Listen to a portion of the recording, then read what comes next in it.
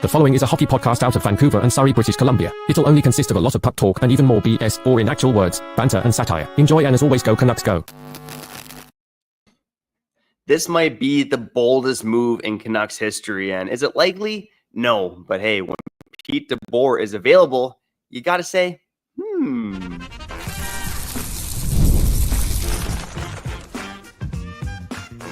You're Locked On Canucks, your daily podcast on the Vancouver Canucks, part of the Locked On Podcast Network, your team every day. Hey, happy Friday and welcome to another episode of Locked On Canucks. My name is Trevor Beggs, co-host of Locked On Canucks and also a Canucks writer currently with Daily Hive Vancouver. Before we dive into the show, we got to thank you for tuning in to Locked On Canucks because it is your Canucks every damn day. And we're not here without you tuning in, and we're also not here without those sponsors. And today's episode is brought to you by Monarch Money. Take control of your finances with Monarch Money. Use code LOCKEDONNHL at monarchmoney.com for 50% off your first year. Adam Coach, he might not even have coached one game as head coach of the Vancouver Canucks yet, but I would say that the heat just got turned up on him just a little bit. Again, now we got Pete Deboer, one of the most successful coaches in NHL history in terms of winning percentage, now on the market after the Dallas Stars fired him today. Might I add, after he took the Dallas Stars to 3 straight Western Conference Finals. Now, is Pete Deboer an option for the Vancouver Canucks? Is the heat turned up on Adam Foote? Let's talk about that here on Locked On Canucks. We'll also get into a bit more about Pius Suter. What's the max that the Canucks should be willing to pay this guy? What's the max that Kyle Bowen, one of the biggest Pius Suter fans out there, what's he willing to pay this guy? Let's also touch on Rossi versus Bennett and other news and notes about your Vancouver Canucks. Before we dive into it, let me introduce my co-host. He's getting that tattoo of the feet removed right now. Kyle Bowen, how you doing, brother? Damn, the foot fetish, lasted a couple of weeks. And yeah, as Trevor alluded to, man, we're going to get to Marco Rossi versus Sam Bennett. Just save those opinions till the end of the episode. Who would you rather overpay, okay? Because I think the Canucks are going to overpay one or the other, or kind of have to. And maybe the Canucks are going to have to overpay for head coaches going into next season because, Pete Deboer is available. Expect the unexpected. It's not going to happen. It's not going to happen yet. But could Pete Deboer be the next head coach of the Vancouver Canucks after Adam Foote has a bad start in October and November? Hey, Trevor, how many times have the Canucks made it to the Western Conference Finals?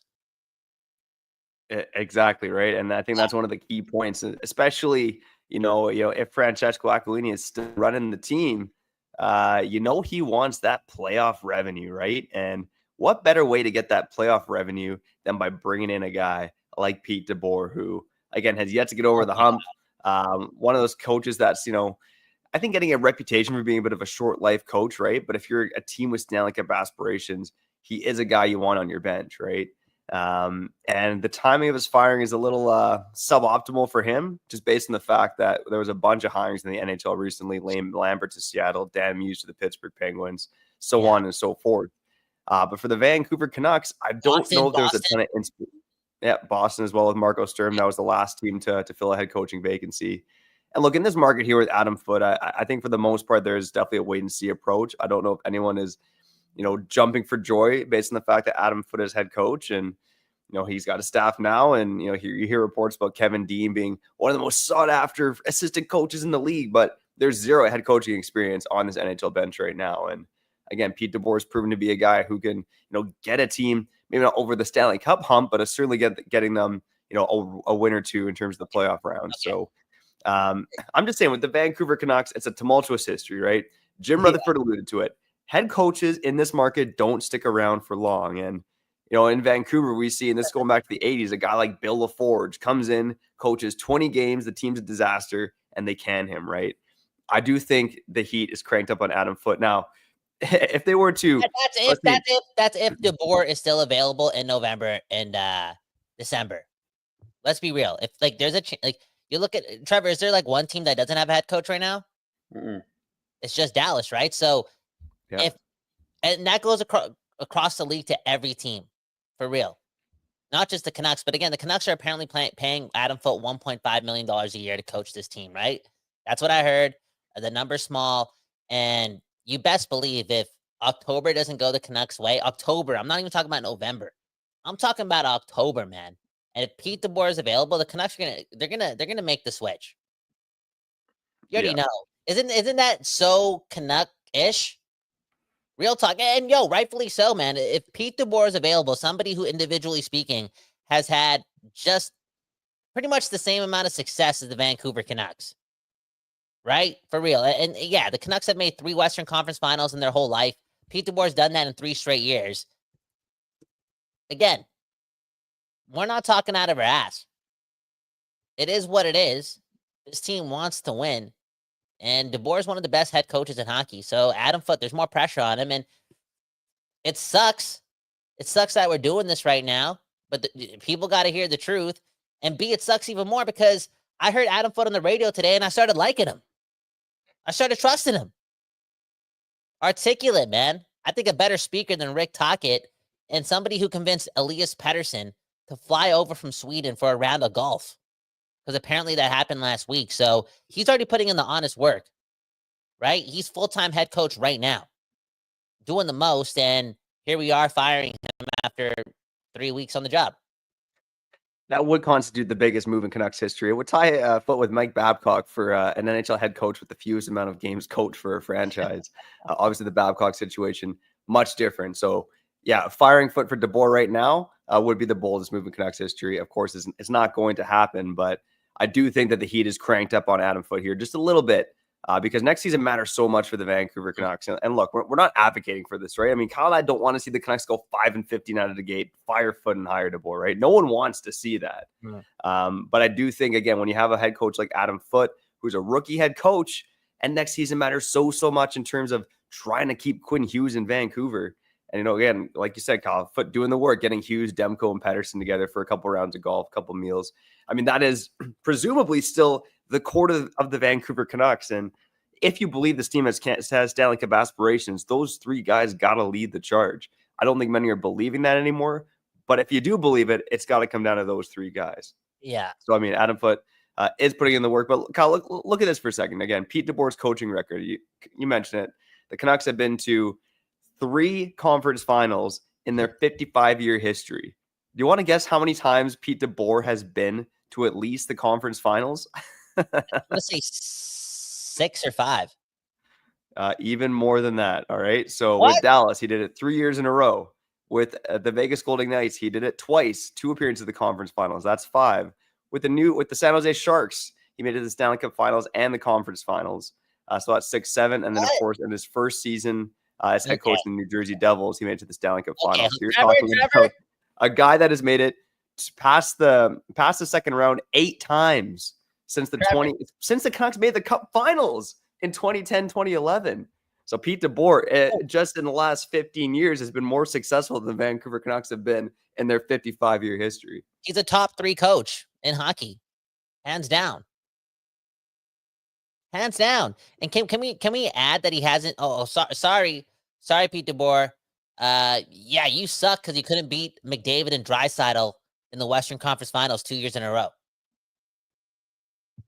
Bro, what are we talking about here? Yo, if Adam Foote, you said 5-15. If the Canucks are 5-15, like there's no point of getting the coach's bump. Like if they start that bad next season, like you just write it out for Gavin McKenna. Okay, let's be real. No more coaches bump stuff. The last time they did that, they lost out on Connor Bedard. You're not doing that this time around. I'm thinking the Canucks make this move if they're 5-7 in their first 12 games. I'm thinking other teams are thinking the same thing to get Pete Deboer in there. Right? And you, Trevor, the history of, this guy has a short lease as your head coach. Yo, who cares? You know what I'm saying? It's like, you have that much success. You know, we live in a softer generation, right? Like people can't take accountability for that long, and you got to move on. Whatever. Just give me a shot in the first couple of years as a head coach, and yeah, it's all good if the leash is short because while he's there, he wins. You know what I'm saying? 100%. 100%.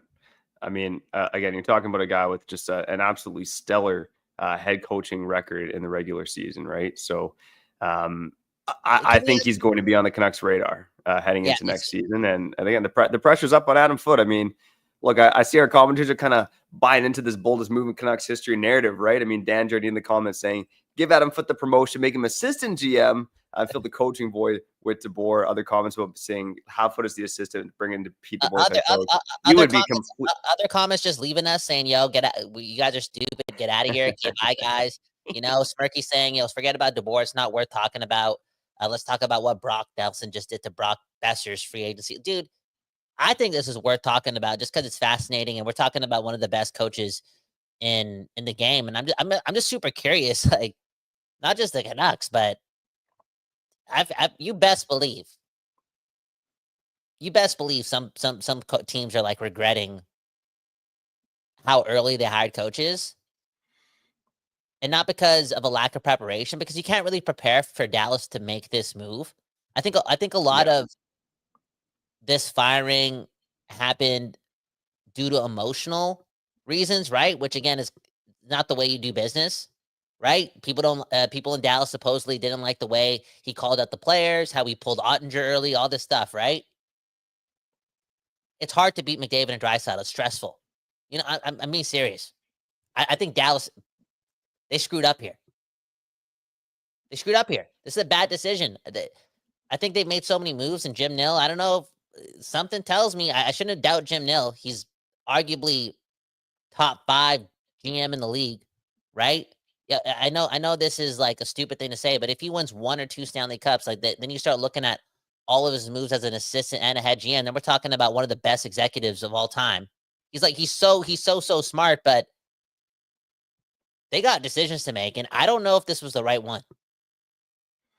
I don't. Yeah, well, it's interesting you say that, Cal. So Tom Ghilardi actually went on a Dallas radio, I believe it was, and talked about how he didn't think firing Pete Deboer was an option. He said, look at what Deboer's done. He's I think Ghilardi's quote was actually, he's a top 3 coach in the NHL right now. And then, a couple of days later, they fired Deboer. And some of the reports of that, at exit meetings, the players weren't great. Obviously, I don't think people loved the fact that Deboer called it Ottinger, which, I mean, should you roast your goalie like that publicly? Probably not, but he did have a point there. So yeah, he did. It's a fascinating situation, but I think again for Canucks fans, just keep Pete Deboer in mind. He's going to be on the radar for this team if Aquilini's in charge, because this seems like an Aquilini type move. I think there's a bit of a relationship too between Pete Deboer and Jim Rutherford. They've both been around hockey for a long time. And then. Sorry, Trevor, I'm so sorry for cutting you out because you're actually lagging a lot for me. I think it might be my internet. So I just want to, if I am cutting you out, I'm sorry. Remember, like, I'm all open to being proven wrong, like, or not proven wrong, but I heard Foote on the radio today, and dude, honestly, I was like, yo, I support this guy, trust this guy. Let's go. I got a Foote fetish. Let's go. But remember, Rutherford looked heartbroken when he was unsuccessful in keeping Tocchet, right? Making him the most expensive coach in Vancouver Canucks history. The money was there for Tocchet to be had, and he was borderline depressed, right? So you already know that Adam Foote wasn't his guy. He became his guy down the road, which is cool too. Right? Revisionist history, whatever the term is, it's all good. Like, that could be proven to be the right move too. All in all, though, and again, this goes across the league. October, man, I think a lot of head coaches across the league have to prove their training camp process. They have to prove that they were able to get to their players in the summer to be ready for September and October. Because if you're like 5-7-1 on a team that has a lot of pressure on them and the expectations are high, like the Canucks, where they have to impress Quinn Hughes. If you're 5-7-1 and Pete Deboer is available and you're not really tied up so much financially to the head coach you're employing, and that's a lot of, like, I guarantee Pittsburgh paid their guy the same amount as Adam Foote, or like all these, Marco Stern's probably not making a lot of money, and Pete Deboer is available, and you're not going all in for Gavin McKenna, you're making that move. Yeah, I completely agree. And you make a great point about Jim Rutherford. Again, Adam Foote didn't really seem like his guy. Rick Tocchet was his guy. Let's ask this question in the comments, okay? Will Pete Deboer be the next head coach of the Vancouver Canucks. Okay, Trevor, man. Leave it up to the list. Crazy. That's what they call me, the darkest guy on the program. We'll be back on the other side here on Locked On Canucks. All right, before we get back to the show, let's shout out our friends over at Monarch Money. Do you ever check your bank account and wonder, where did all my money go? Between dining out, online shopping, and diapers, man. Unbelievable. It's easy to lose track. That's where Monarch Money comes in. It's your personal CFO, giving you full visibility and control over your finances.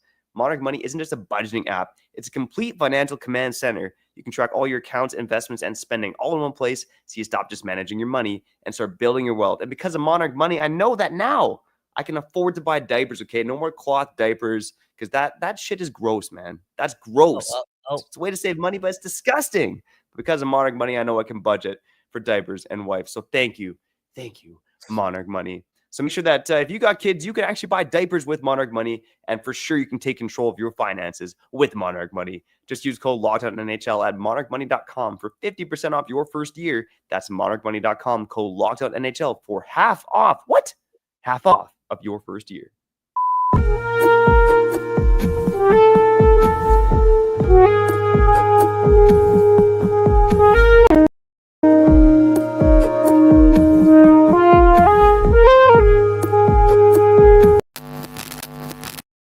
Okay, we back doing this, and that's talking about your Vancouver Canucks. We appreciate every single one of you. Hit the like button, subscribe if you're new, and remember, we the South, okay? When this video's over, in the comments, can you please write we the South, go Panthers, go, whatever, just we the South, screw the Oilers. And Trevor, I don't know if you know this, but you officially became the #1 dad in the world today. Did you know that? Did you get to that? Okay, we got to get to the comments.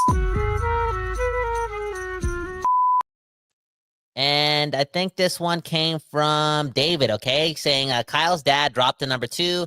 Congrats on being #1 now, Trevor's. Because, yeah, my dad is cheering for the Edmonton Oilers. And I want to put my dad up for adoption now. Because I'll be damned. I don't think he's taking me serious, Matt. Yeah, it's I've said it before on this show. First off, we the South, go Florida, go. It makes me sick.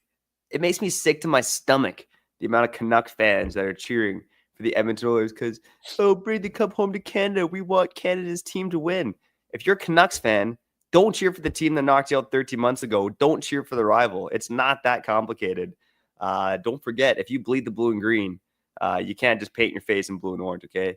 That makes you a guy. Yeah, that's crazy. That's crazy. And again, look at how the Oilers did us, man. They I know we didn't have Demko and Besser and Pettersson, but they beat us in 7, and we've never been the same. Like, has there been more of a catastrophic loss in, like, I don't know, any team's history in recent time? Where I know, like, teams have made it to the finals and whatnot, but look at how we rebounded. We couldn't take it, man. Remember when I said it was cup or bust last year and you guys are laughing at me? Remember that? Now who's crying now? Anyways, Trevor, congratulations. #1 dad in the world. We're going to talk about Pius Suter pretty soon. But first, I want to unveil a new segment called Swimming in the Ocean, where we find internet videos regarding Vancouver, and we respond, okay? So let's do this. Let's click a button here on Locked On Canucks.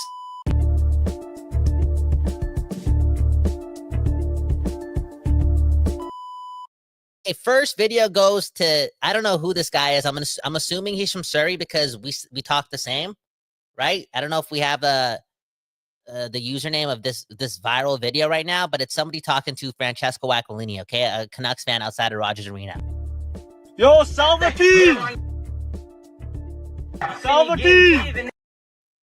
Okay, Trevor.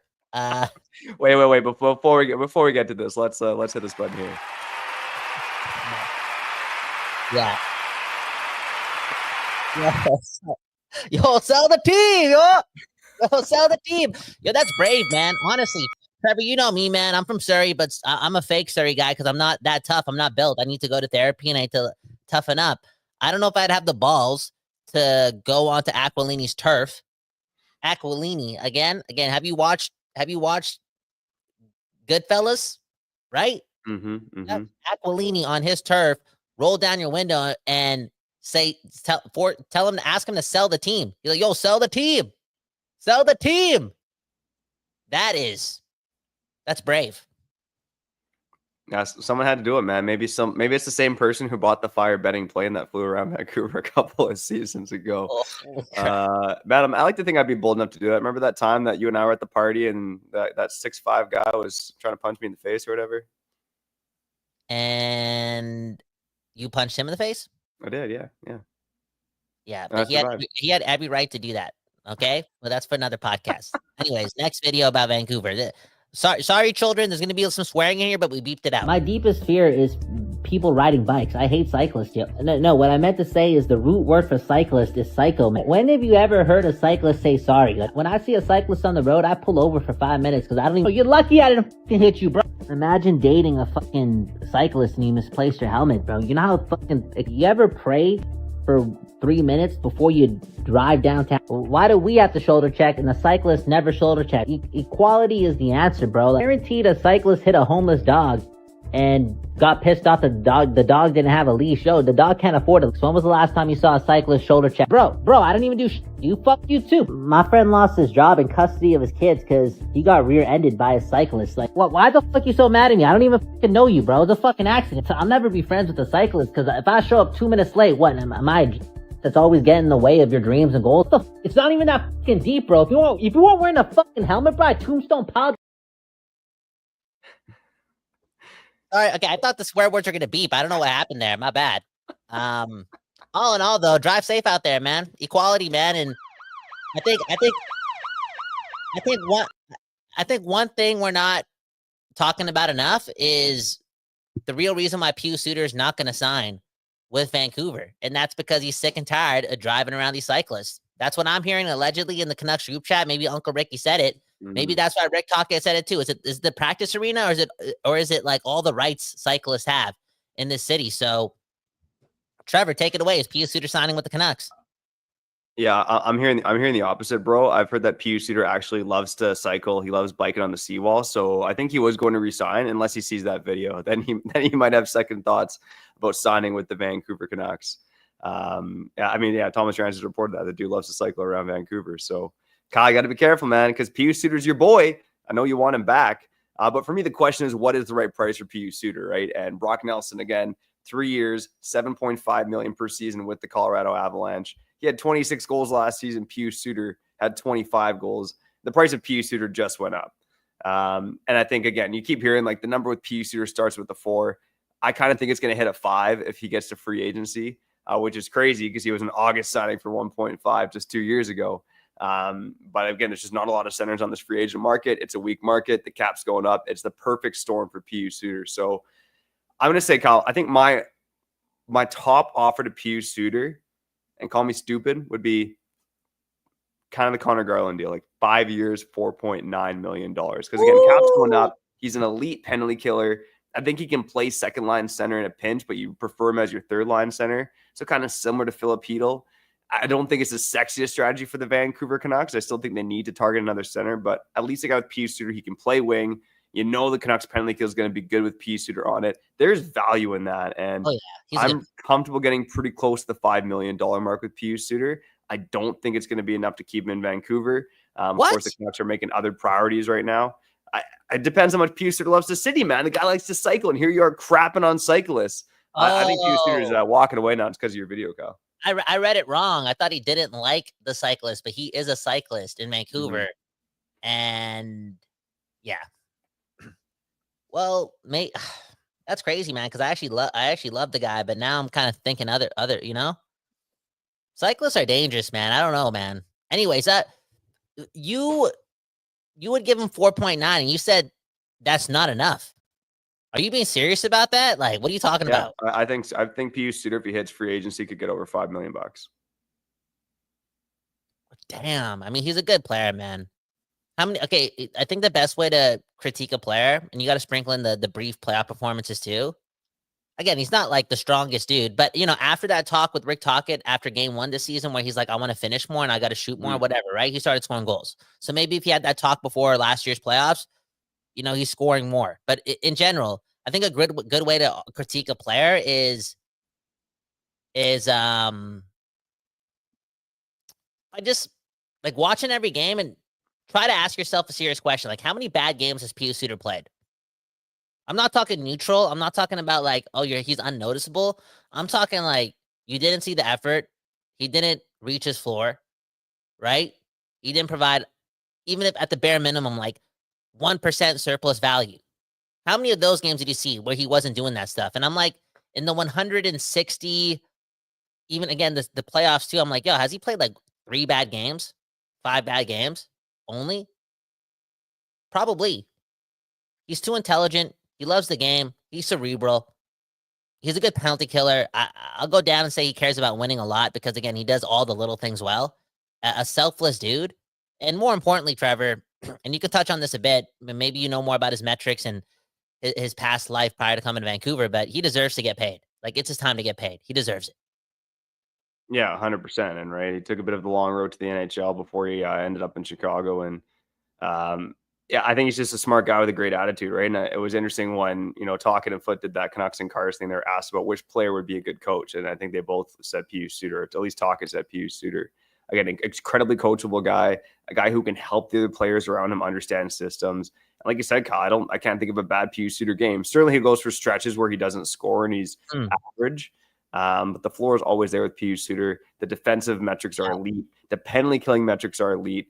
And there's a lot of value in a guy like that. And yeah, again, it can't be, I don't think he'd be the Canucks' top priority, but he should be pretty high up there in terms of priorities for the Vancouver Canucks. Ooh, how about this one? How about this one, Trevor? In comments, go off right now. At this point, who would you rather have? Brock Besser or Pius Suter?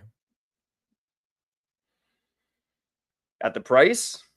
Yeah, at their value, or like, at 5 or Brock at 8.5. Who would you rather overpay? "Quote unquote," not overpay, but spend, the most on. Like, they're gonna get paid. Brock Besser's getting like 8, right? He's getting 8. Let's be real. He's getting 8. Yeah, it's a tough one because the Canucks desperately need top end talent. I do think Besser is low end top end talent, but at the price point, I think it's got to be Pius Suter. Damn. Okay, look at this comment from James Moore. Okay, Besser at 7.5 over 5 years. Pius Suter, $5 million over 5 years. You'd rather have Pius Suter, and Bobby Bluger saying the same thing. Suits, real good player, man. Real good player. Underrated, and just a centerman too, right, Trevor? Like, and again, the whole. Yeah. It's ironic because you could argue that both Besser and Suter. And these are the details that matter. In the playoffs, I would go, again, last year, those two players were probably top 3 to top 5 when it comes to the most productive Canucks. Not on the box score, but I'm just talking about, like, again, they're in the game. Like, they're playing well. They're doing their thing, like, across the board. And, we're keeping one of them. Yeah, this comment from James Moore, and shout out to James Moore and all our commenters. This one gives me pause. Besser at 7.5 over 5 years, of Pius Suter at 5 times 5. I would, in that case, probably choose Besser at 7.5 times 5, but I think there's not a snowball's chance in hell that he signs for that number. But man, oh man, you guys in the comments giving me some pause. So speaking of pause, let's take a pause here and wrap up the show talking Marco Rossi, Sam Bennett, and your comments here on Locked On Canucks.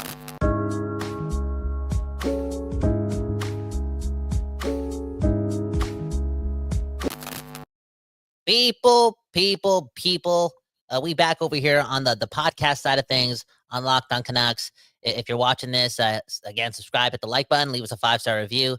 If you're having some fun. Again, sorry for all that swearing earlier on. I thought it was gonna beep out, but we gotta fire this is why you don't hire the robots, okay? Don't blame me, blame Elon, okay? And again, we the South. It really means a lot to me, man. Screw hitting the like button or subscribing to the show. Just comment after the show is done. We the South, we the South, we the South. And remember, my dad is not as good of a father as Trevor Beggs. Okay, that's just the truth. Anyways, let's get to some comments. Man, oh man. Smirky McSir saying, I think he's talking about like Let's talk about Besser. Besser, right? He's getting north of $8 million after Brock Nelson signing. I feel as if I think Brock Besser across the league, since he has a little bit of cachet, he has the flow, and he scored 40 last year. He was good in the playoffs. I know this year was a bit of a mess, but like he's getting 8 no matter what. That's the way I feel. Unless it's Florida signing him, he's getting 8.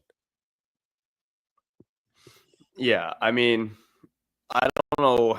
I think Brock Besser is getting an 8 before Brock Nelson signing. I don't think it had a huge impact. Yeah. I mean, for me, where it might have impact is the fact that I think Minnesota wanted Brock Nelson and or Brock Besser. So the fact that Brock Nelson's been scooped up, I think they might be willing to give more money to Brock Besser now. And hey, maybe that's part of a Marco Rossi trade. Maybe it's the rights to Brock Besser as a part of that deal. I mean, that's probably the value of a mid-round pick in there. And Kyle, I did want to talk about Marco Rossi because you touched on him last night on a quick episode of Locked On Canucks. And, for me, it's, we talked about both these guys in this program, Marco Rossi and Sam Bennett. And the Canucks are desperate to improve the top 6. I think they're going to be I don't want to say in the mix, but they're going to be interested in both these guys. We'll call it that. Yeah. Who would you rather have on your team, Kyle? Or who would you rather the Canucks overpay for, Marco Rossi or Sam Bennett? Sam Bennett, bro. Sam Bennett. You're not giving up the assets. You're just giving him money. And I know you have to make the playoffs for Sam Bennett to become Sam Bennett, but I don't think this guy's going to get tired of like winning Stanley Cups or being successful just because he, banked a $100 million check, or an $80 million check. I think if you get in the playoffs, he's going to be a nuisance. He's going to be, he's going to be doing the most, because I feel as if it's not even just the competitive edge he has. It's because, like, back in the day, this guy was touted in being one of the best young players in hockey. Prior to going, 4th overall? He's supposed to go 1st overall. There's a lot of, like, swagger behind Sam Bennett, and I just feel like deep down inside, he wants to be known as one of the best players in the game. And he's doing it his own way. It's unorthodox. He's a bit of an asshole. He's like Draymond Green a bit. But that's the guy you want on your team. That guy goes into the fight. Florida is not winning cups without Sam Bennett. They got Barkov and company, boom, bam, but Sam Bennett is that guy. You got to pay him. And I know now you're going to talk about Marco Rossi and how he's a dog and he's a tank and he plays hard and he's not soft. He's not this or that. Yeah, he's small, but he packs a punch. But this is an easy answer. You rather overpay for Sam Bennett, because if you overpay for Marco Rossi, you got to trade for him. Then you got to take a chance, because now you're paying him before he's performed in the playoffs. This guy got demoted to the 3rd and 4th line for Minnesota this year in the playoffs. Yeah, fourth line, a little over 11 minutes a game for the Minnesota Wild in the playoffs. And Kyle, I think you hit the nail on the head, right? I mean, Sam Bennett leads the playoffs in goals. He's in the Conn Smythe conversation. Like, if you could get that guy on your team, I mean, that's the move for the Vancouver Canucks. But I think Smirky McStir makes a good comment here. If we could all be 100% sure the Canucks are making the playoffs, then Bennett, but we can't, right? And Sam Bennett, career high of 51 points in the regular season. Are the Canucks a playoff team with Sam Bennett on the roster? I mean, it might be close to a coin flip, right? We don't really know. And you'd be paying major assets for this guy. I mean, look, the Canucks are in win now mode. I think the answer is Sam Bennett, but the realistic one is Marco Rossi, right? Yeah. And Marco Rossi, I think I just find it wild, no pun intended, to Minnesota, but I find it wild that the Minnesota Wild are, willing to get rid of this guy. I mean, 60 points, 23 years old. I think he's similar to Nils Höglander, but he's got a higher hockey IQ, but the same kind of skill set, same kind of dog in a bone mentality. Obviously plays a center ice position as well. Look, it's, again, like you said, Kyle, you'd have to pay assets and sign this guy, which isn't ideal. I think you would prefer to have Sam Bennett, but Marco Rossi is the realistic target for the Vancouver Canucks. I don't know, man. You know how people are surprised that Guerin might be doing this? It's like, bro, I know Florida, I don't want to say like got gifted Tkachuk because they gave up a lot and Tkachuk had to be available for them to like offer the most, but like Florida gave up Huberdeau and Uyghur to get a guy like Tkachuk in the door. Right? I feel like Guerin It's crazy to say he's seen enough because Rossi's barely played. I feel like he's only played, what, 2.5 years? Or 2 years, if anything. And he's been pretty successful. But the expectations are higher than just getting into the playoffs for Minnesota. You got pretty good goaltending. You got one of the best players in hockey, hands down. Kaprizov, he's so good, you might as well say he's underrated. He's too good. He's up there with Kucherov. I guess he's like right below like McDavid and McKinnon and Kucherov, but he's probably like the 4th best offensive player in the league, like right up there with Austin Matthews. Like he's just too damn good. You got Brock Faber, just making the playoffs. Like it's crazy how this team makes the playoffs when they're paying $20 million to Suter and Parise. Like they just get there. They're not like they're above the Canucks and they just want more and they want a different type of guy in their room if they can get some value for Rossi. And I think that's why they're not convinced that they got to pay this guy as much as Matt Boldy, another guy that they have. There's a certain DNA that he's trying to bring. So I'm not that surprised. And if I'm Marco Rossi, I would do the most to prove everyone wrong. Like go ahead and pick up your points and get paid. But when the playoffs start, don't go soft. Don't go invisible. Don't turn into Mitch Marner. Don't turn into this or that. Like, be a dog on the bone every time. I mean, you saw what happened with Niels Höglander last year, too. I mean, he didn't get that much ice time, but it would have been nice for Niels Höglander to match the intensity of the playoffs. He could do it. He's a dog, but the playoffs are a different beast. And for some players, it's intimidating, and they can't ramp it up. Right? And look at this comment from Smirking McSir, okay? I still don't think that was necessarily the case for Rossi, though. Okay. So we know what Bennett is, but Rossi has so many intangibles. So many intangibles is cool and great, but does he have the intangibles in April, May, and June? Got demoted to the 4th line, bro. That's all the research I have. If we get him, prove me wrong. But if you're asking me who I'd rather overpay, it's Sam Bennett easily. Yeah, I would love to. I'd love to argue against you on that, but there is a part of me though that thinks that again, you're going to bring Sam Bennett here. Are the Canucks going to win a cup in the next couple of seasons? It doesn't appear to be that way, unless you're truly just smoking the blue and green and believing Pettersson's going to bounce back and everything's going to be fine and dandy. But in terms of realistic future forward-looking moves, I think bringing Rossi to Vancouver is the one that Canucks fans should have their eye on. And I personally, I'd love to see Rossi in Vancouver. Again, I'm a little scared what the package might look like. Is it, the offer sheet would be a 1st, 2nd, and a 3rd? Is it like a 1st, 2nd, and Mancini? I think that's something I could live with. But other Canucks fans, maybe they think that's an overpayment. But it's going to be hard to get a top 6 center, and Rossi's going to be a guy that's maybe not in as much demand as Bennett if he makes it to free agency, but certainly a guy that's going to be in demand around the NHL. Yeah, and I get it, right? Sam Bennett always playing behind Barkov, and he's doing that, and he's getting softer minutes, and he has Kachuk with him, and that has a lot to do with this. And Marco Rossi has, like, if he's not playing with Kirill Kaprizov, which I don't think he's doing more often than not, right?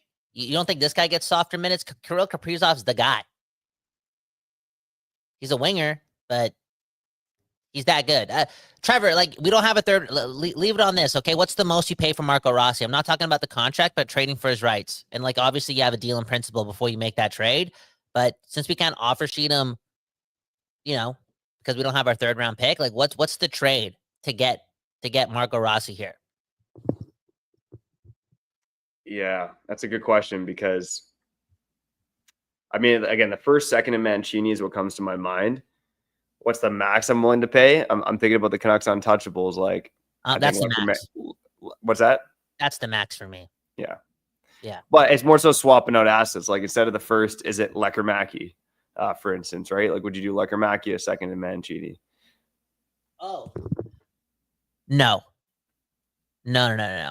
I still believe in Lecker-Mackey, man. And, like, yeah. So do I. And we'll touch on that in another episode for sure, because I know we're up against it here. But, yeah, Lecker-Mackey, I think he's a guy that, you got to keep him seasoning down in Abbotsford. I don't see him on the team next year, but I still believe in Lecker-Mackey overall. All right, we should wrap it up here on Locked On Canucks. That was another episode in the books. Again, reach out to us. I'm going to show one more comment here from Bob Bluger. Should I bring this one up? Probably not, but I'm going to do it anyways. If you watch other Locked On channels, they look like Sesame Street compared to Locked On Canucks. And hey, you know what? There's a lot of good podcasts here at the Locked On networks, but I think Bob Bluger's alluding to the fact that Kyle Bowen likes to toe the line, baby. You told the line too. I did. I actually thought I beeped out the swear words in that video, but I used a generator to like get rid of the Halloween theme music because I didn't want to get a copyright strike. And the AI thing took away the beeps. So follow me on Instagram, KYLEBHAWAN. And shout out to all the hosts on the Locked On side of things. We're all different. We're all doing our thing. And, you know, as Bob Luger's saying, there's some grit on this channel. Yo, there's just some friendship, man. Me and Begsy, our friendship's a little different, man. I'm not going to lie. I feel like we deserve to be on South Park. Yeah. So it's a little gritty, some might say. Yeah. But yeah, there we go. Again, lots of good stuff with the Locked On Network here. But I got to say, man, an episode like today might get us in hot water with the bosses. But you know what keeps us around is the likes and subscriptions, baby. So make sure you like the video, subscribe to the channel on the podcast side, go follow us, leave a 5-star review. Boom, bam, wham, share bam. The show. Thank share you, the Jam. show. We don't Share say the that show. enough too. To share it with your friends because Trevor's right. Like we told the line, and I'm like, yo, just just support so we could still. Yeah. Anyways, you know what, Trevor? That was another episode of Locked On Canucks. Have a good morning, good afternoon, good night. We don't know when you're watching this, listening to this, blah, blah, blah. Peace.